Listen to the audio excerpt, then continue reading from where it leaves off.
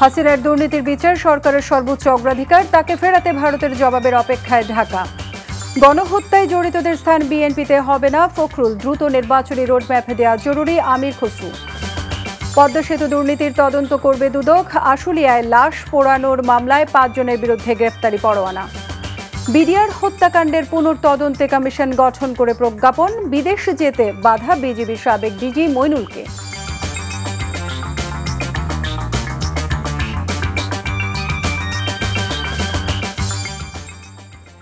আসসালামু আলাইকুম, তুহিনুর সুলতানা স্বাগত জানাচ্ছি এনটিভির মধ্যরাতের খবরে। ক্রাউন্সম্যান শিরোনাম দেখছিলেন, এবারে পুরো খবর। সাবেক প্রধানমন্ত্রী শেখ হাসিনা ক্ষমতায় থাকাকালে দেশে চোরতন্ত্র কায়েমের মাধ্যমে দুর্নীতি করে প্রচুর অর্থ বিদেশে পাচার করেছেন বলে মন্তব্য করে প্রধান উপদেষ্টার প্রেস সচিব শফিকুল আলম বলেছেন, তার এসব কাজের বিচার সরকারের সর্বোচ্চ অগ্রাধিকার। মঙ্গলবার উপদেষ্টা পরিষদের বৈঠক পরবর্তী সংবাদ সম্মেলনে তিনি কথা বলেন। এদিকে উপদেষ্টা পরিষদ সাইবার সুরক্ষা অধ্যাদেশ 2024-এর খসড়ার চূড়ান্ত অনুমোদন দিয়েছে। নাজরানা চৌধুরী রিপোর্ট। অন্তর্বর্তীকালীন সরকারের প্রধান উপদেষ্টা অধ্যাপক মোহাম্মদ ইউনূসের সভাপতিত্বে উপদেষ্টা পরিষদের বৈঠক অনুষ্ঠিত হয়। প্রধান উপদেষ্টার তেজগাঁও কার্যালয়ে অনুষ্ঠিত বৈঠকে পদোন্নতি বঞ্চিত 764 জন সরকারি কর্মকর্তাকে ভূতাপেক্ষ সুবিধা প্রদান, দক্ষিণ কোরিয়ার সাথে অর্থনৈতিক অংশীদারিত্ব চুক্তি, গণভবনে জাদুঘর প্রতিষ্ঠা বিষয়ে আলোচনা হয়। একই সাথে সাইবার সুরক্ষা অধ্যাদেশ 2024-এর খসড়ার চূড়ান্ত অনুমোদনও দেওয়া হয় এই বৈঠকে। নতুন যে সাইবার সুরক্ষা যে অধ্যাদেশ, এটার মাধ্যমে যেরকম সাইবার স্পেসও যেরকম সুরক্ষিত হবে আমাদের সমস্ত ভালনারেবল পিপলের জন্য, সমস্ত মানুষের জন্য, ঠিক অ্যাট দ্য সেম টাইম এটা আমাদের মিডিয়া ফ্রিডমকে প্রোটেক্ট করবে। এটা কোনোভাবেই আপনার স্বাধীনতাকে সংকুচিত করবে না। আমি এটা একটু নিশ্চিত, এটার বিষয়ে আপনি নিশ্চিত থাকতে পারেন। যেটা হয়েছে যে আগের যেগুলো কন্ট্রোভার্সিয়াল যেগুলো ক্লজ ছিল আগে সাইবার সিকিউরিটি অ্যাক্টের, সেগুলো সবগুলোকে বাদ দেওয়া হয়েছে। সাবেক প্রধানমন্ত্রীর বিরুদ্ধে আন্তর্জাতিক অপরাধ ট্রাইব্যুনালের জারি করা গ্রেপ্তারি পরোয়ানার ভিত্তিতে তাকে ভারত থেকে দেশে ফিরিয়ে আনার চেষ্টা চলছে বলে জানান প্রেস সচিব।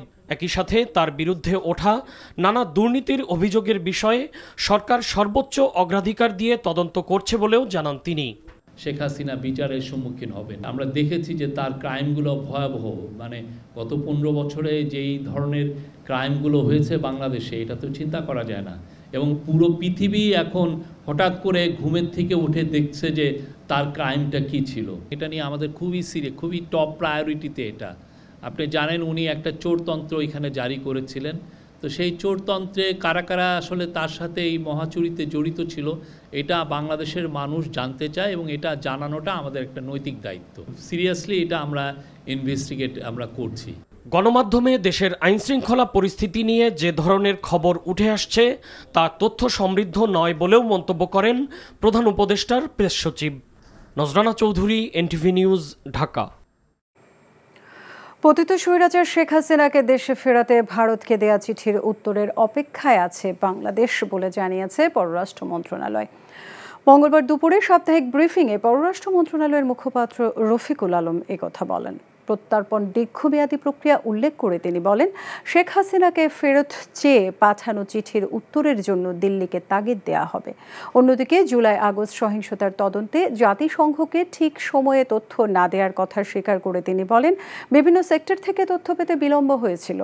তিনি জানান, প্রবাসীদের সেবা এবং কূটনৈতিক সক্ষমতা বাড়াতে নিউজিল্যান্ডের অকল্যান্ডে বাংলাদেশ হাইকমিশন স্থাপনের সিদ্ধান্ত নেওয়া হয়েছে।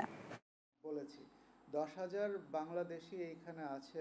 কূটনৈতিক পত্রটা হস্তান্তর করা হয়েছে এবং এখন পর্যন্ত আমাদের জানা মতে সরকারি চ্যানেলে আমরা কোনো উত্তর পাইনি।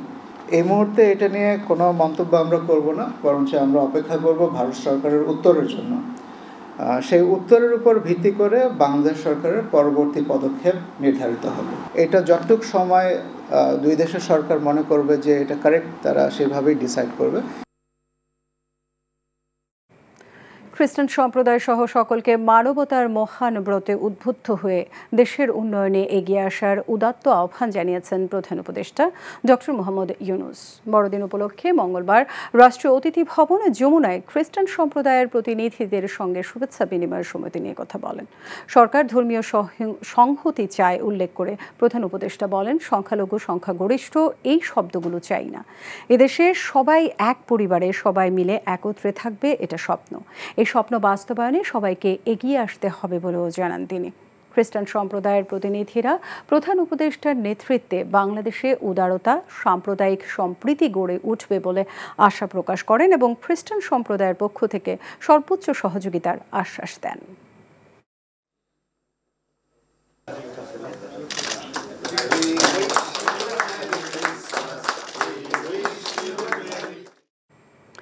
খ্রিস্ট ধর্মাবলম্বীদের ধর্মীয় উৎসব বড়দিন ঘিরে নিরাপত্তা জোরদার করা হয়েছে বলে জানিয়েছেন সেনাপ্রধান জেনারেল ওয়াকারুজ্জামান। বড়দিন এবং ইংরেজি নববর্ষ উদযাপন উপলক্ষে মঙ্গলবার রাজধানীর কাকরাইল চার্চ পরিদর্শন শেষে তিনি কথা বলেন। সকল সম্প্রদায়ের ব্যক্তিবর্গ যেন নিজ নিজ ধর্মীয় উৎসব শান্তিপূর্ণভাবে উৎসাহ উদ্দীপনার সাথে উদযাপন করতে পারে সে বিষয়ে অন্যান্য আইন শৃঙ্খলা রক্ষাকারী বাহিনীর পাশাপাশি সেনাবাহিনীর সদস্যগণ নিরলসভাবে দায়িত্ব পালন করবে বলেও আশ্বাস দেন সেনাপ্রধান।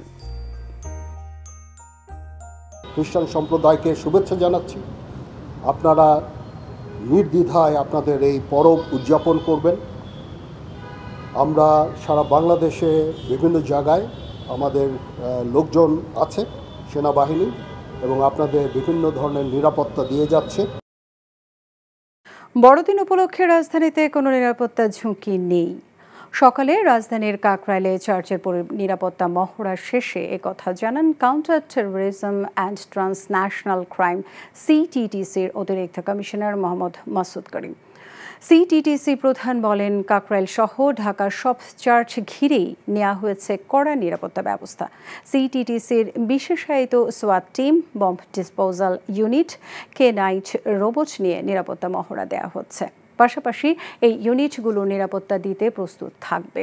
এছাড়া ইউনিফর্মের পাশাপাশি সাদা পোশাকেও দায়িত্ব পালন করছে পুলিশ। সেনাবাহিনীও নিরাপত্তার দায়িত্বে আছে।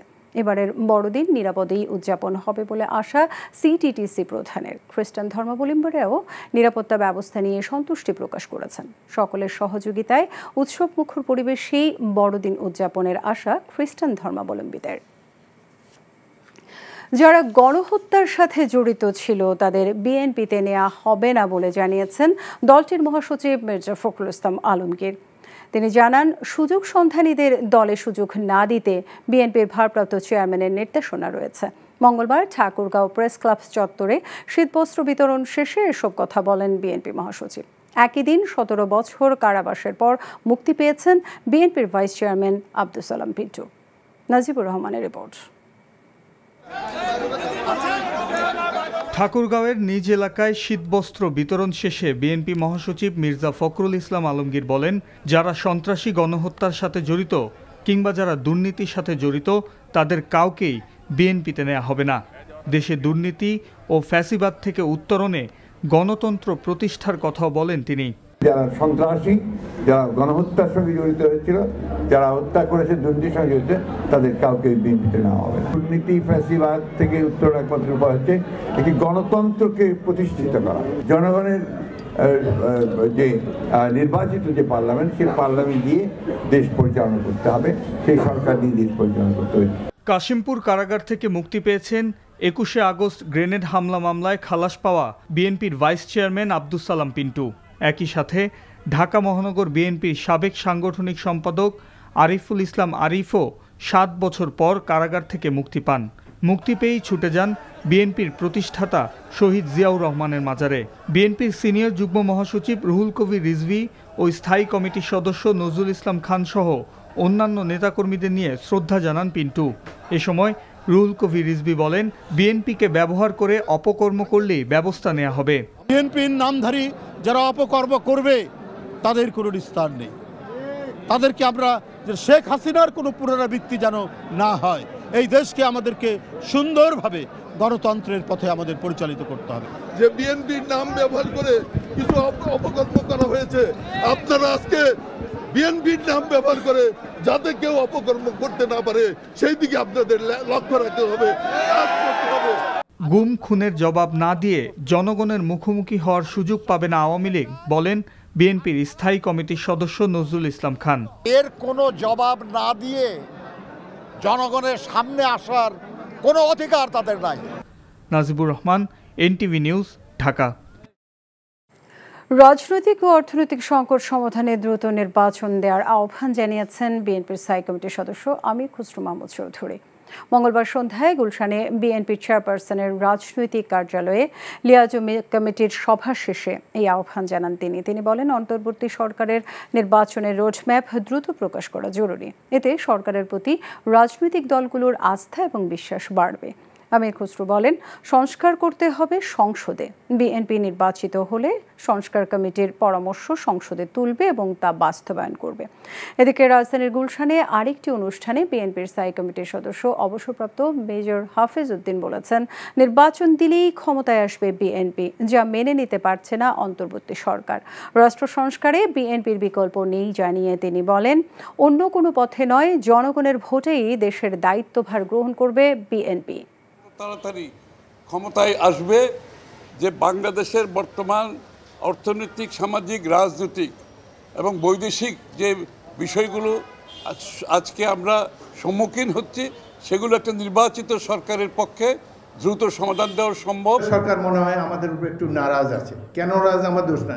আমি বুঝি নারাজ হওয়ার একটাই কারণ, এখন নির্বাচন দিলে বিএনপি ক্ষমতায় আসবে।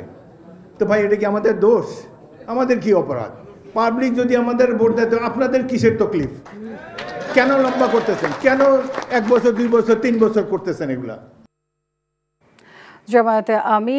জামায়াতে ইসলামের আমির ডাক্তার শফিকুর রহমান বলেছেন, জামায়াত ক্ষমতায় গেলে পিলখানা হত্যাকাণ্ড সহ খুন, গুম, শাপলা চত্বরের পরিকল্পিত হত্যার বিচার করা হবে। তিনি বলেন, চাঁদাবাজি, সন্ত্রাস, দখলদারিত্ব বন্ধ করে সমৃদ্ধশালী দেশ গড়া হবে। মঙ্গলবার দুপুরে গাইবান্ধা ইসলামিয়া উচ্চ বালক বিদ্যালয় মাঠে জেলা জামায়াতের কর্মী সম্মেলন এসব কথা বলেন জামায়াতের আমির। জেলাভিত্তিক উন্নয়নের তালিকা থেকে গাইবান্ধা যেন বঞ্চিত না হয়, এ ব্যাপারে সরকারের কাছে দাবি জানান তিনি। জেলা জামায়াতের আমির আব্দুল করিম সরকারের সভাপতিত্বে সমাবেশে দলের সহকারী সেক্রেটারি জেনারেল মাওলানা আব্দুল হালিম সহ অন্যরা উপস্থিত ছিলেন। পরে বিকেলে রংপুরের মিঠাপুকুর কলেজ মাঠে পথসভায় দলের আমির বলেন, মানবিক বৈষম্যমুক্ত দেশ গড়তে চায় জামায়াতে ইসলামী। আমরা একটা গর্বের বাংলাদেশ চাই, আমরা একটা অহংকারের বাংলাদেশ চাই। এই বাংলাদেশ গড়া হবে শহীদদের রক্তের প্রতি সম্মান দেখানোর বাস্তব নমুনা ইনশাআল্লাহ। চাঁদাবাজি বন্ধ করতেই হবে, দখলদারি ছেড়ে দিতে হবে, অফিস, আদালত, মিল, ফ্যাক্টরি, ইন্ডাস্ট্রি, কোর্ট কাছারি সব জায়গা থেকে ঘুষ নির্মূল করতে হবে, বৈষম্য দূর করতে হবে। পদ্মা সেতু দুর্নীতি ও ষড়যন্ত্র মামলায় পুনরায় তদন্তের সিদ্ধান্ত নিয়েছে দুর্নীতি দমন কমিশন দুদক। এছাড়াও সাবেক প্রধানমন্ত্রী শেখ হাসিনার বিরুদ্ধে নোভো থিয়েটার দুর্নীতি মামলা পুনরায় তদন্তের সিদ্ধান্ত নিয়েছে সংস্থাটি।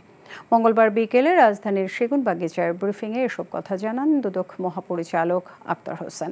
দুদক জানায়, পদ্মা সেতু দুর্নীতি ষড়যন্ত্র মামলার পুনরায় তদন্ত শুরু করেছে দুদক। এদিকে দুদকের অনুসন্ধান দল জানিয়েছে, 8 প্রকল্পে শেখ হাসিনার 21,000 কোটি টাকা লোপাটের তদন্তে প্রধান উপদেষ্টার সচিব বরাবর তথ্য চেয়ে চিঠি দেওয়া হয়েছে। প্রশ্নের জবাবে দুদক মহাপরিচালক বলেন, অনুসন্ধান দলের সদস্যরা দালিলিক প্রমাণ সংগ্রহের জন্য বিভিন্ন দফতরে চিঠিপত্র দিচ্ছেন। এই বিষয়ে ইতিপূর্বে আমরা আপনাদেরকে ব্রিফ করেছি। এটা অনুসন্ধান কমিটি গঠন করা হয়েছে এবং অনুসন্ধান দলের সদস্যরা দালিলিক প্রমাণাদি সংগ্রহের জন্য বিভিন্ন দপ্তরে পত্র লিখছেন। এটা তাদের অনুসন্ধান কাজের অংশ। জুলাই আগস্ট গণ অভ্যুত্থানে আশুলিয়ায় 6 শিক্ষার্থী পোড়ানোর ঘটনায় করা মামলায় তৎকালীন স্থানীয় সংসদ সদস্য সাইফুল ইসলাম এবং 4 পুলিশ কর্মকর্তার বিরুদ্ধে গ্রেপ্তারি পরোয়ানা জারি করেছে আন্তর্জাতিক অপরাধ ট্রাইব্যুনাল। মঙ্গলবার বিচারপতি গোলাম মুর্তজা মজুমদারের নেতৃত্বাধীন 3 সদস্যের ট্রাইব্যুনাল এই আদেশ দেন। চিফ প্রসিকিউটর তাজুল ইসলাম বলেন, শেখ হাসিনাকে ফিরিয়ে আনা গেলে বিচার কাজ আরও সহজ হবে। তামজিদ সুমনের রিপোর্ট। জুলাই আগস্টের হত্যাকাণ্ডের মামলায় বিচারের মুখোমুখি করতে শেখ হাসিনাকে দেশে ফেরাতে চলছে কূটনৈতিক প্রচেষ্টা। সোমবার বন্দি প্রত্যাবর্তন চুক্তির আলোকে শেখ হাসিনাকে ফেরত চেয়ে দিল্লিকে চিঠি দিয়েছে ঢাকা। নয়াদিল্লি চিঠি পাওয়ার পর বিষয়টি নিশ্চিত করলেও কোনো মন্তব্য করেনি। আমরা তাকে যে চাওয়া হচ্ছে ফেরত বিচার ব্যবস্থার জন্য সেটা জানিয়েছি।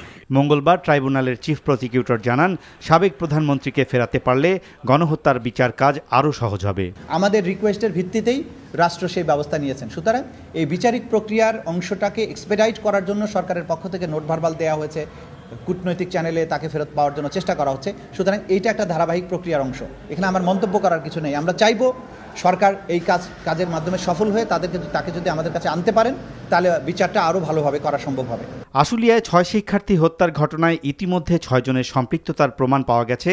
তদন্ত শেষে আরও যাদের সম্পৃক্ততা পাওয়া যাবে তাদের বিরুদ্ধেও গ্রেপ্তারি পরোয়ানা চাওয়া হবে বলে জানান চিফ প্রসিকিউটর। শুনানি শেষে সাবেক এমপি সাইফুল ইসলাম ছাড়াও 4 পুলিশ কর্মকর্তার বিরুদ্ধে গ্রেপ্তারি পরোয়ানা জারি করে ট্রাইব্যুনাল। পুলিশ হত্যা করে পুলিশের গাড়িতে রেখে আগুন দিলে মানুষ মনে করতে পারে যে পুলিশের গাড়িতে যেহেতু আগুন দেওয়া হয়েছে হয়তো এই হত্যাকাণ্ডটা ছাত্র জনতা করেছে। এইভাবে দায়টা অ্যাভয়েড করার জন্য তারা পুলিশের গাড়িতে রেখে আগুন দেয়। এই লাশ পোড়ানোর ঘটনার সাথে সেই সময় কর্মরত 4 জন পুলিশ অফিসারকে আমরা শনাক্ত করেছি। এই 4 জন আর সাইফুল ইসলাম ঢাকা 19-এর এমপি সেই সময়ের, তার বিরুদ্ধে আমরা গ্রেপ্তারি পরোয়ানা জারির জন্য আবেদন করেছিলাম। আদালত গ্রেপ্তারি পরোয়ানা জারি করেছেন আজকে, বলেছেন ইমিডিয়েটলি তাদেরকে অ্যারেস্ট করে আদালতে সোপর্দ করার জন্য। ঢালাও গ্রেপ্তার না করে প্রাথমিকভাবে শুধু মূল হোতাদের বিচারের মুখোমুখি করা হচ্ছে বলেও জানান chief prosecutor advocate Tajul Islam. Tamjid Suman, NTV news, Dhaka. BDR হত্যাকাণ্ড তদন্তে জাতীয় স্বাধীন তদন্ত কমিশন গঠন করে প্রজ্ঞাপন জারি করেছে সরকার। 7 সদস্যের এই কমিটির প্রধান করা হয়েছে বিডিআর সাবেক মহাপরিচালক অবসরপ্রাপ্ত মেজর জেনারেল ALM ফজলুর রহমানকে। মঙ্গলবার রাতে মন্ত্রিপরিষদ বিভাগ থেকে এ সংক্রান্ত প্রজ্ঞাপন জারি করা হয়। কমিশনকে 90 দিনের মধ্যে প্রতিবেদন দাখিলের নির্দেশ দেওয়া হয়েছে। কমিশনের অন্য সদস্যরা হলেন অবসরপ্রাপ্ত মেজর জেনারেল মোহাম্মদ জাহাঙ্গীর কবির তালুকদার, অবসরপ্রাপ্ত ব্রিগেডিয়ার জেনারেল মোহাম্মদ সাইদুর রহমান বীর প্রতীক, অবসরপ্রাপ্ত যুগ্ম সচিব মুন্সি আলাউদ্দিন আল আজাদ, অবসরপ্রাপ্ত ডিআইজি এম আকবর আলী, ঢাকা বিশ্ববিদ্যালয়ের রাষ্ট্রবিজ্ঞান বিভাগের সহযোগী অধ্যাপক মোহাম্মদ শরীফুল ইসলাম এবং জগন্নাথ বিশ্ববিদ্যালয়ের শিক্ষা ও গবেষণা ইনস্টিটিউটের সহকারী অধ্যাপক মোহাম্মদ শাহনেয়াজ খান চন্দন। কানাডা যেতে দেয়া হলো না বিজিবির সাবেক মহাপরিচালক অবসরপ্রাপ্ত লেফটেন্যান্ট জেনারেল মইনুল ইসলামকে। মঙ্গলবার সন্ধ্যায় হজরত শাহজালাল আন্তর্জাতিক বিমানবন্দর দিয়ে স্ত্রী সহ কানাডায় যাচ্ছিলেন বিজিবির সাবেক মহাপরিচালক মইনুল ইসলাম। এই সময় তাকে আটকে দেয় ইমিগ্রেশন পুলিশ। সন্ধ্যার পর নিজ জিম্মায় ছেড়ে দেয়া হলে বিমানবন্দর ত্যাগ করেন মইনুল। 2009 সালের 25 ও 26 ফেব্রুয়ারি পিলখানায় বিডিআর বিদ্রোহে 57 সেনা কর্মকর্তা সহ 74 জনকে হত্যার ঘটনায় ন্যায় বিচার করা হয়নি উল্লেখ করে বিচারের দাবি করেন তাদের পরিবারের সদস্যরা। সোমবার ওই ঘটনা তদন্তে 7 সদস্যের কমিশন গঠনের কথা জানায় সরকার। তার 24 ঘন্টার ব্যবধানেই বিজিবির সাবেক মহাপরিচালক মইনুলের বিদেশে যাওয়া আটকে দেয়া হলো। বিডিআর বিদ্রোহের পর বাহিনীর মহাপরিচালকের দায়িত্ব পান মেজর জেনারেল মইনুল ইসলাম। বিদ্রোহের তদন্ত বিচার এবং বাহিনীর নাম ও পোশাক পরিবর্তন হয়ও মইনুলের দায়িত্ব পালনকারী সময়েই। তবে তার বিরুদ্ধে সুনির্দিষ্ট অভিযোগ না থাকায় ছেড়ে দেওয়া হয়েছে বলে জানায় ইমিগ্রেশন পুলিশ। বিগত সরকারের আমলে জনপ্রশাসনকে দলীয়করণ করার ফলে জনস্বার্থ বিঘ্নিত হয়েছে। আবারও যেন স্বৈরতন্ত্র ফিরে না আসে সেজন্য জনগণের আকাঙ্ক্ষার ভিত্তিতে সংস্কার প্রয়োজন। তাই জনপ্রশাসনকে জনকল্যাণমুখী করার পাশাপাশি কার্যকর জনপ্রশাসন তৈরিতে স্থানীয় সরকারকে শক্তিশালী করা দরকার বলেও মনে করেন সংশ্লিষ্টরা। মঙ্গলবার সকালে রাজধানীর সেটআপ মিলনায়তনে centre for governance studies CGS আয়োজিত সংলাপে এসব কথা বলেন বক্তারা। আরাফাত ইসলামের রিপোর্ট। গণতান্ত্রিক পুনর্গঠনের জন্য ধারাবাহিক সংলাপের অংশ হিসেবে জনপ্রশাসন নিয়ে আলোচনায় CGS-এর নির্বাহী পরিচালক জিল্লুর রহমান বলেন, বিগত সরকারের আমলে দেশের জনগণের কোনো অধিকার ছিল না। এখন আমরা এই বিতর্কে জড়িয়ে পড়েছি যে আমরা সংস্কার করব না নির্বাচন করব। নির্বাচন ব্যবস্থা সংস্কার কমিশনের প্রধান বদিউল আলম মজুমদার জনগণের স্বার্থে জনপ্রশাসনের কার্যক্রম নিশ্চিত করতে রাজনৈতিক দলগুলোকে দায়িত্বশীল আচরণ করার তাগিদ দেন। সংস্কারের যে অঙ্গীকার করা হয়েছিল তার সুফল আমাদের ঘরে উঠেনি, বরং ছিনতাই হয়ে গিয়েছে। গত সরকার তাদের নির্বাচনী ইশতেহার হিসেবে ঘোষণা করেছিলেন, হ্যাঁ দিন বদল হয়েছে, দিন থেকে রাত হয়েছে, রাত থেকে দিন হয়নি। প্রশাসন, আইন শৃঙ্খলা রক্ষাকারী বাহিনীতে কোনো রকম দলীয়করণ হবে না। দুর্নীতি, দুর্বেতন, চাঁদাবাজি, টেন্ডারবাজি, দলবাজি ইত্যাদির অবসান ঘটবে সব কিছু। তখন যদি ওই সংস্কারগুলো করা হতো তাহলে কিন্তু আজকের যে এই গত কয়েক মাসের যে বিয়োগান্তক ইতিহাস, এটা হয়তো সৃষ্টি হতো না। মানবাধিকার ও সেবার নিশ্চয়তার ভিত্তিতে জনপ্রশাসনের সংস্কার প্রয়োজন উল্লেখ করে তত্ত্বাবধায়ক সরকারের সাবেক উপদেষ্টা হোসেন জিল্লুর রহমান বলেন, কার্যকর জনপ্রশাসন তৈরিতে বিগত সরকারের আমলে স্থানীয় সরকারের গুরুত্ব দেওয়া হয়নি। সার্বিক সিস্টেমিক প্রপার্টি হচ্ছে একটা এই যে ব্রোকার সিস্টেম ভিত্তিক একটা বাস্তবতা দাঁড়িয়ে আছে। এটার মূলে একটা আঘাত হানাটা খুবই জরুরি যদি আমরা সত্যিকার অর্থে ভালো সংস্কার করতে চাই। স্থানীয় সরকারগুলোকে যদি আমরা সঠিক পর্যায়ে শক্তিশালী করতে পারি তাহলে কিন্তু জনপ্রশাসন সংস্কারের অনেক কাজ কমে আসে। গত 15 বছরে ন্যাশনাল পলিটিশিয়ানস এবং ব্যুরোক্রেসি দুজনে মিলে স্থানীয় সরকারকে একটা ছোটোখাটো চাকর পর্যায়ে একটা প্রতিষ্ঠানে রূপান্তরিত করেছেন। আরাফাত ইসলাম, এনটিভি নিউজ, ঢাকা।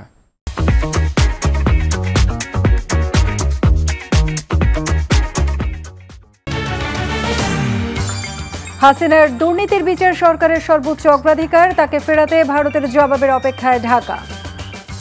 গণহত্যায় জড়িতদের স্থান বিএনপিতে হবে না ফখরুল, দ্রুত নির্বাচনী রোডম্যাপ দেয়া জরুরি আমির খসরু। পদ্মা সেতু দুর্নীতির তদন্ত করবে দুদক, আশুলিয়ায় লাশ পোড়ানোর মামলায় 5 জনের বিরুদ্ধে গ্রেফতারি পরোয়ানা। বিডিআর হত্যাকাণ্ডের পুনর্তদন্ত কমিশন গঠন করে প্রজ্ঞাপন, বিদেশ যেতে বাধা বিজেপি সাবেক ডিজি মইনুলকে। এই ছিল মধ্যরাতের খবরে। এই খবরের ভিডিও সহ আপডেট জানতে ভিজিট করুন NTV অনলাইন www.ntvbd.com। এছাড়াও এনটিভির জনপ্রিয় সব অনুষ্ঠান এবং খবরের আপডেট জানতে ভিজিট করুন আমাদের ইউটিউব এবং ভেরিফাইড ফেসবুক পেজ। সকাল 7:30টায় সকালের খবর দেখার আমন্ত্রণ রইল। ধন্যবাদ সবাইকে সাথে থাকার জন্য।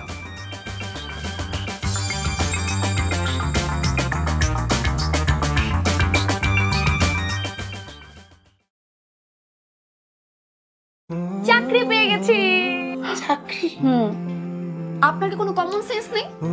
আপনি একটা মানুষের বাসায় ঢুকে পড়ছেন কিভাবে? বাসায় প্রবেশের কি নিষেধ আছে নাকি? এই অসময়ে ছাদে আসার কারণ কি? নতুন করে কারো প্রেমে পড়লেন নাকি? আমি আকাশ দেখছিলাম, আকাশ দেখতে দেখতে হারিয়ে গেলাম, হঠাৎ করে আপনি আসলেন।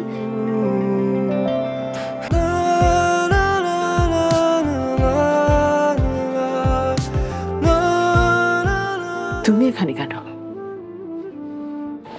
আমার অনুমতি নিয়ে এখানে আসা উচিত ছিল তোমার। মা, এই ছবিটা কার? আমার ম্যাডাম এই ছবিটা দেখে প্রতিদিন কাঁদে কেন মা? এই মেয়েটা কি সব কথা বলছে?